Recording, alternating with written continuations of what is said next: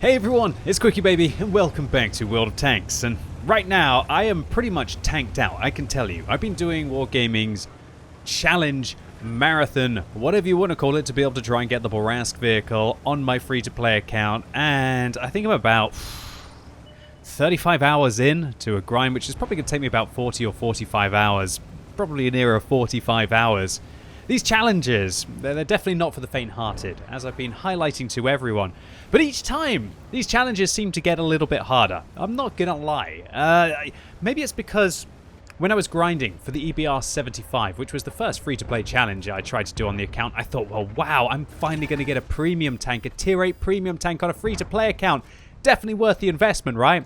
Since then, I've also got the Renegade, after I got the TS5. Now I'm going to be getting my 4th premium vehicle, and really there's no way that I could be able to play all of those premium tanks at the same time, especially since the Wargaming released the black market. I'm not talking about the most recent one, but the one last year, where if you were awake and ready at the start of it, you could pick yourself up a tier 8 American, actually a German light tank, the Bulldog. It's kind of a fake German American kind of cosplay tank for 5 million credits. Now, 5 million credits, if you do have some credit boosters and you can get a premium day during one of Wargaming's events, you can probably grind that off in the space of 3 or 4 hours, right? So it really shows you that if you can manage to buy one of those premium vehicles for a discounted price, at least on credits during the black market, that's a way, way, way better time investment than sinking 40, 45 hours, even if you're a pretty darn good player, to be able to unlock one of the vehicles. It's the point of diminishing returns. It still applies to premium tanks. And quite often when I'm streaming, people will say, do you think XX premium tank is worth it? And I'll always answer in the same way. Your first premium tank is really important, because your first premium tank will give you access to that full-blooded tier 8 premium credits. Your second one, it's not as important as the first one. It's still important though, because the second one you can play after you suck out and die early in your first premium tank, and then you can get into another one. Third one, again, diminishing returns, still kind of important, because you might suck out in 1 or 2 tanks within 15 minutes, and maybe your team is playing for a draw and you want to play your third one while you're still running some kind of credit booster to just try and make a ton of credits. But if you've got 2 or 3 tanks locked and you're loading in your 4th tank, yeah, I think it might be time to take a break. Maybe, possibly. What do you think? Do you think like having 4 tanks instantly destroyed within the first average, probably about 8 minutes that a World of Tanks game lasts? Well, actually, that's a bit of a lie. Seeing how I've been playing this mission marathon recently, I can tell you probably the average game that I've been playing has been about 4 or 5 minutes in length. World of Tanks seems to be getting faster and faster and faster these days. But that would be a whole different video discussing all of that. Anyway, why don't I try and sum it up in 15 seconds? If you make the tanks faster, if you give them incredible turrets so that they can sit their hull down without taking any damage, then they're just going to grind out the rest of the vehicles. One team gets a huge advantage and then manages to just crush the entire round. Yeah, pretty much summed it up there. Don't think there's anything that really can adjust to that. I just think that the meta of the game changes. The only way that Wargaming could fix that is probably by looking at more game modes, such as Frontline, although Frontline does get incredibly boring after a while. If you make the maps bigger, then it will take more time for the teams to be able to face each other, but if you make the maps bigger, then you've got a lot of problems with just spreading out the tanks all over the place, and then your view mechanics inside the game, that maximum spotting distance of 445 and even the render distance of 563 or 68, I think it is, really would hamper in the ability for the maps to play out. It's an interesting period of World of Tanks 2020, right? The 10th year the World of Tanks has been about. It definitely seems as if Wargaming are making substantial changes to the game, but whether they're making substantial changes to the game, they don't seem to be very confident in it, especially with what they were testing on the sandbox test server, and it's looking like all of those high explosive changes, and maybe the changes even to the artillery, are going to be held back, at least until maybe they've reviewed them, and maybe they'll put them into the game in a different kind of format. And I must actually commend Wargaming for that as well. I must commend Wargaming for having the confidence to say, hey, look, we're listening to you. You don't like the look of these high explosive changes? Sure. All right, we won't implement them. In fact, we're going to take a step back and see what we can do about them. The only thing that I wonder is, I wonder if, and by the way, I'm about to make a bit of a silly sausage play here after I interrupt the T-43. Oh, that cliff was way steeper than I thought it was. I just halved my tank's health. I literally halved it. I've got 457 hit points and I lost 458. Couldn't be closer to a half really there. One thing that I worry about, though, with the sandbox test server is Wargaming were very quick to pull away the high explosive changes, and they were very quick to pull away the artillery changes, and even maybe the health points and the standard round changes. But they're still going to be removing a hell of a lot of tanks from the tech tree and kind of standardizing that. Again, that's a whole different discussion to talk about. And I'm not really focusing on what I'm meant to be on this video. It's turning into a bit of a discussion in what is the state of World of Tanks right now. And that's something that I feel very familiar with, considering how much I've been playing World of Tanks recently. And especially since I've been playing on my Plays for Free account. This is an account which I've never spent anything on, and I never will spend anything on. Everything that you see on this account has been sweated for. And yeah, that's what I'm doing right now to be able to try and unlock the Barask on it, right? Now, obviously, I'm in the fortunate situation of effectively being unemployed from a stance of being able to play games all day long if I want to. And so, yeah, I guess if you can manage to invest all of your time playing World of Tanks, it's a lot easier for me than it will be for other free-to-play players. I can't really take it to that far. How far do I have to change the rules? Do I have to change the rules now that I'm not allowed to ever play during a premium day? Am I not allowed to take part in marathons to unlock tier 8 tanks on the account? It's a bit of a tricky one. But with that in mind, what I'm trying to get at is that I've been playing World of Tanks more than ever over the last week, over the last 8 days. And playing it free to play, you really get an idea of what the game is like, at least for the majority of the players. And you get an idea of just the whole feel of the game and how these changes that Wargaming are suggesting would really impact. None more so than, for example, the 20% damage increase on standard rounds. I love that. As a skilled player, or at least sometimes I can play okay. I know about the weak points on the enemy tanks, and I can make standard rounds work way more than people who just dab the 2 key and just compensate for their lack of knowledge against their opponents to just fire gold all over the place. That would definitely be a benefit to me. That would help me, and it would remove the ability for players, well, it would make players who just dab the 2 key irrelevant of knowledge less competitive.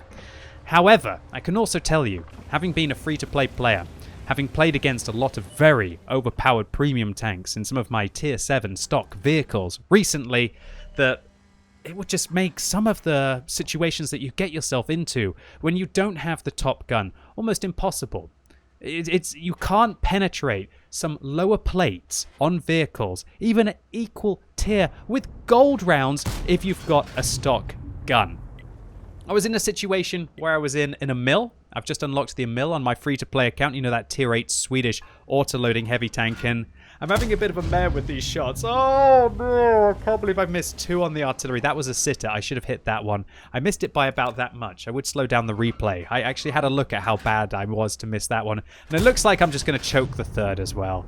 Yeah, poor aim. Should have aimed a little bit more in front of the tank, and I can't believe how fast that AMX-13 F3 is. But back to my point. Playing the mill, playing it stock, even when I was loading the gold in the mill, it was just unable to penetrate the lower plate of a 703-2 when I was aiming up into it.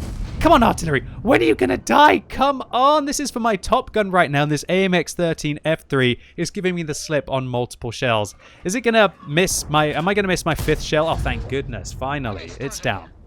So back to my point, I couldn't even penetrate premium rounds with a stock gun into the lower plate of an equal tier heavy tank with the stock mill gun. Now imagine if the situation was that when you have to load the gold in those kind of situations when you're playing stock tanks, or even when you're just not playing a tier 9 or a tier 10 tank, which naturally have very high penetration, if your gold rounds are just going to do less damage relatively than the standard rounds, it's just never really going to work. And I think, honestly, it'd be one of the worst things that Wargaming could do to the game, while there are still vehicles like the Object 279E and vehicles like the fake Chieftain, the Donkera I like to call it, in the game, which you basically have to load the gold to stand a chance to be able to penetrate a lot of the supposed weaker points of the enemy vehicle. So thankfully, they've cancelled those changes, because I can tell you, having experienced free-to-play World of Tanks just so much over the last few days, they would have been probably one of the biggest mistakes that Wargaming could have ever made inside World of Tanks. We need weak points on vehicles. We don't need just to have gold rounds nerfed. Maybe a little bit of both, but more importantly, we need to have more heavy tanks like the IS. A weak point on top of the vehicle. A fairly weak lower plate, even like the side when it angles like this. Now its lower plate and its side armor gets strong, but it has a weaker plate on the front here as well. And we need to have less vehicles like this, where if you don't fire the gold, you never stand a chance. So seeing how I missed out on a couple of videos this week because I've just been sweating it so much for this free-to-play marathon, wanted to get you a double helping of gameplay today, and I'm going to be showing you some of one of my first games in the IS-22. So I used the premium days that I managed to get from Wargaming's event, as well as experience boosters, to be able to try to accelerate my progress on this vehicle as quickly as I could. The first thing I unlocked was the gun. The gun is actually lighter on this tank. Then I unlocked the turret, which I believe was exactly the same, and that is the state that you see this vehicle. We've got the best 100mm gun on this tank. We've also got the turret, but we don't have the tracks and the engine. But even without the tracks and the engine, we're still able to get around at about 30 km/h. It's not too bad for the IS-22. This has definitely been one of the better free-to-play tanks that I've played, and I can tell you that the light tanks that I've been playing, I have been absolutely hating during this free-to-play marathon. I think a lot of that is because players have been playing very aggressively. When you want to try and get a lot of experience, it kind of promotes aggressive play rather than just winning. You're willing to lower your win ratio a little bit if you can try and speed up the game a little bit, and I think that's what a lot of players have been doing. Whoa, Mr. Cromwell, 516, double shot right there, shutting down the tier 6 British medium tank, and that does make me a little bit sad, really, when I'm shooting tanks that are 2 tiers lower than me. But when we're trying to mop up on Ensk, we're going to have to be aggressive. And I do know what it feels like to be the light tank during this mission marathon. It's been absolutely horrific. Oh, another double shot on the S51. Boom, there you go. Goodbye, son. We don't even need to take a risk with the RNG on the first shell there when we can take out the tier 7 self-propelled gun in a single impact with a double barrel shot. So yeah, the light tanks that I've been playing have been absolutely horrendous. I really feel with the mission marathon that heavy tanks and tanks with good turrets and vehicles like that have really been the more powerful and consistent vehicles that I've been using. Am I going to wait for a reload here? I actually am, as you can see. I don't want to waste the DPM of the vehicle. We set him on fire. Am I going to fire an extra shot or am I going to let him burn? Looks like I'm going to let him burn. Oh, slowly cooked. Simmered to perfection there as we shut down the IS on the enemy team. But that Yak Panther manages to surprise me and get a good shot through the front of my vehicle. Luckily we react, put a round through the side of the Yak Panther 2, and right now I'm just trying to fish a shot through the Rex there, thinking about shooting the Super Hellcat, one into the side, 303, just not quite enough to be able to secure the kill. Just got to watch out for this tier 8 tank destroyer right now.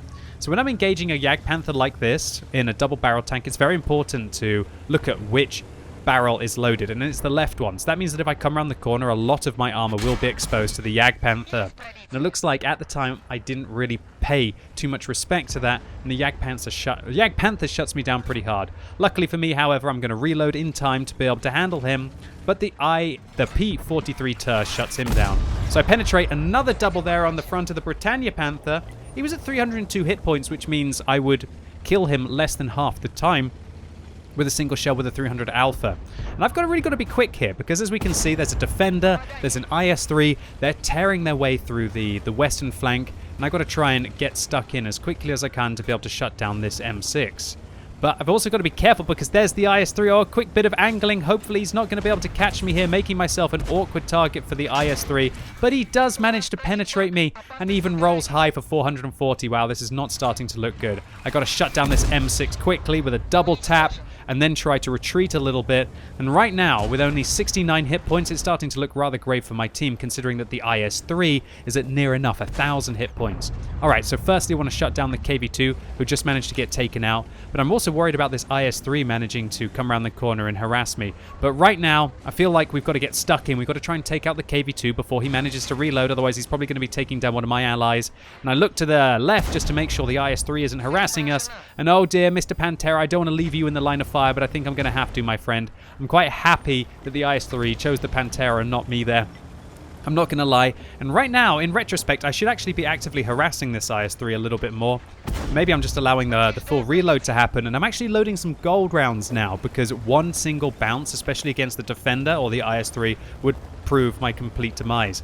I wonder if this IS-3 will actually load high explosive rounds. He tries to shoot through the gap there, doesn't manage to, and we only put one in through the front of his tank, but luckily it was enough as the P-43, who's called Born to Feed, actually saves me, I believe, for the second time there. First against the Jagdpanther and now against this vehicle. Now, ladies and gents, boys and girls, I'm going to admit, I am an incredibly greedy baby. But also, maybe not so much a greedy baby right now. If I'd sat in the cap circle there on a map like this, to all intents and purposes, the M44 is going to spot us, and then the Defender or the SU-100 will be able to shoot us from our cap circle. And it's always such an awkward situation. But I'm not going to lie, this is a pretty greedy scenario here to be making my way back towards the cap circle. And quite rightly, when the enemy saw that we stopped capping, they started to put the pressure up on us with the cap as well. It wasn't a completely greedy play to go after these two vehicles, because Ensk, your cap circle isn't safe. If it would be on a larger map, then it would have definitely been the better decision to cap out cleanly. So there's the Defender, and I actually hesitate for a second there because I believe the Defender was going to come around the corner. And now with 12 seconds left on the game and a Top Gun to my name, I'm really hoping that we're going to be able to get an interrupt off here. We fire one through the side. We managed to get the interrupt on the SU-100, and I'm hoping that the P-43 BIS is going to actually help me out again. Try and put one into the Defender, and oh dear, there's an artillery. So who should I focus on right now? The Defender, the SU-100, the artillery. It's a really tricky situation. 10 seconds left, but an artillery alive? Got to try and catch this SU-100 in the tracks. We actually managed to track him again, so we interrupt the cap circle one more time. But with 10 seconds left, we've got to kill him and then the Defender. I actually fire a little bit early there, so I actually reset my reload progress, but I should be okay. As long as the P-43 goes around the corner, we should be able to handle the Defender. And I go around, but I bounce a shell off his upper plate, but luckily the artillery actually interrupted the Defender. He misses a shell on me, which means that we should have a clean shell into the back of his tank. Can't worry about the artillery right now. As long as I kill the Defender, the artillery will go down to my allies. And we secure our 8th kill of the game. Now we reload a standard round to hopefully be cheap out. And we put one into the side of the M44 and pick up our 9th kill of this round of World of Tanks. 2 games during the last 40 hours of gameplay. And who would have thought? Soviet heavy tanks. Pretty good free to play. Yeah, light tanks, I can tell you, not so much. And so having been very experienced with free-to-play World of Tanks over the last week, I thought I'd just stop for a moment and answer, again, one of my more frequently asked questions, which I don't think I've ever truly addressed on YouTube. And that is, what are the better free-to-play tanks out there? Well, firstly, now that the high explosive rounds have been dropped, the better free-to-play tanks are actually the mid-tier vehicles with the high explosive derbs. You can do great damage even to thickly armored tanks with your high explosive rounds, and also you can penetrate some of the more weakly armored tanks and usually take off half of their hit points or even one-shot the vehicle with vehicles like the M4 Sherman or the Panzer IV. Those are great starting tanks for a free-to-play player. Now, let's talk about the better free-to-play tanks for the more advanced player, the player who wants to have a little bit of variety on the count, the kind of player who wants to be able to do a little bit of everything and not just sit around at mid-tiers also derping. I think that it's all about penetration. It's all about having enough penetration to still be effective without dabbing the 2 key. Because dabbing the 2 key is what is absolutely brutal for a free-to-play player. You can't be a free-to-play player if you consistently fire premium rounds unless you've got a lot of time on your hands that you're willing to invest in the game to grind the credits or really the amount of gold that you will have to afford those credits. That's why they are called gold rounds, and they always will be, in my opinion. If you want to consistently fire gold rounds in the game, you will have to have things that you can only purchase for gold inside World of Tanks, i.e. a premium account or premium tanks, because that is really the only consistent way to be able to fire gold rounds inside the game, especially towards the upper tiers. So what are some of the better tanks that I've been playing on my free-to-play account to be able to get away with those decent penetrations? Well, the first line that I chose were the Italian medium tanks, because once you reach tier 9, you've got 268 millimeters of standard penetration. Absolutely fantastic on the standard B. Definitely one of the most amazing tanks that I've played on the free-to-play account. Another tank that I've been using is the UDES. The UDES, the Tier 8 Swedish tank destroyer. Fantastic vehicle, free-to-play, with whopping penetration. And when I get to Tier 9 and Tier 10, I won't have to fire any premium rounds, and I'm going to be just as effective with the 303 or 308 millimeters of penetration that those rounds have. Hardly anything difference at that point when you go from 300 to 350. Unless you're firing heat, then yeah, it definitely does help because of the extra normalization. Well, actually, I should correct myself. Heat rounds don't have any normalization, but heat rounds will penetrate up to 85 degrees of angled armor, and that's really the advantage that they have over the AP or the APCR rounds. There's another consideration that I've made as to what some of the better free-to-play tanks are, and that are vehicles where you're unlocking modules.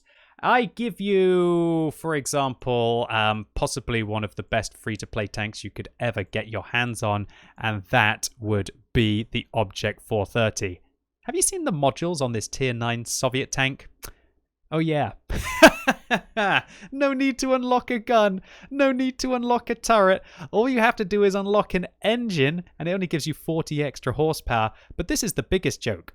I'm not kidding you. The tracks are practically identical on this vehicle on the Object 430. Take a look at this. I'll add 2 Object 430s in here, and then I will make the one on the left have the stock tracks. Okay?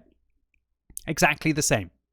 All you get are 10 extra hit points on your tracks. No ground resistances, no traverse speed, nothing at all. Just 10 extra hit points on your tracks. Which is probably one of the reasons why the Object 430 has, I believe, the highest average win ratio for a medium tank inside a tech tree on the European server, because it's good right from the get-go. You don't have to drop free experience. You don't have to sweat it out. There are some vehicles like this, and of course, it had to be a Soviet medium tank, right? That also leads to one of the most easy Tier 10 medium tanks to play, the 430U, that would be incredibly easy to play right from the get-go. So look down the tech trees, try and strategize, save up some free experience, and invest it wisely. Or alternatively, yeah, just look for Soviet medium tanks that are kind of good right from the get-go. So 2 cracking games here for our Soviet heavy tanks, a Radley Walters medal for the IS, a Pascucci's for finally killing that artillery, and a high caliber medal for the 4,000 damage that we dealt, considering quite a lot of it was blind. And 1,510 base experience, I'm not going to complain about that. And even though we fired a few premium rounds when we ran out of standard ammunition in that game, because it's not often that you have to kill over half of the enemy team, we still kind of broke even with regards to our profit. In the IS-22, we had to kill over half of the enemy team, now nearer 2/3, with 1,679 base for that Radley Walters medal for the 9 kills, Pascucci, a high caliber again. And this time, we did fire quite a few premium rounds at the end of the game to try and deal with that IS-3 and also deal with a defender. But considering my tank was semi-stock, I really couldn't give a monkeys, because I pretty much unlocked the tracks off this vehicle just from a single game. And yeah, for all of you free-to-play players out there, you probably knew how much I was excited about that. And so there you have it. 2 awesome free-to-play games from the last week of gameplay, and my recommendations about the kind of vehicles that you should try and pick. If you're a free-to-play player who has never really thought about advancing towards the top tiers, or alternatively, if you're just looking for some tanks to play that aren't going to cost you the world and start to whittle down your credits inside the garage. Anyway, ladies and gents, boys and girls, that was it for today. Really hope you enjoyed this one. If you did, give it a thumbs up. If you hated it, give it a thumbs down. And if you're watching this video as it's released on Friday, I am currently on stage 9 of the mission marathon. My sanity is slowly being grinded down. I'm not going to lie, but if you want to see it continuously being eroded, then come along right now. I'm live on Twitch, and I plan to finish the marathon tomorrow. So if you want to come and be there when we unlock the vehicle and play our first game in it, if I've still got some pep left in me, then yeah, come along on Saturday as well. Hope you have a lovely weekend, really enjoy it, and yeah, I'll be back on my main account with my Tech Tree Showcase on Sunday. So yeah, hopefully see you soon.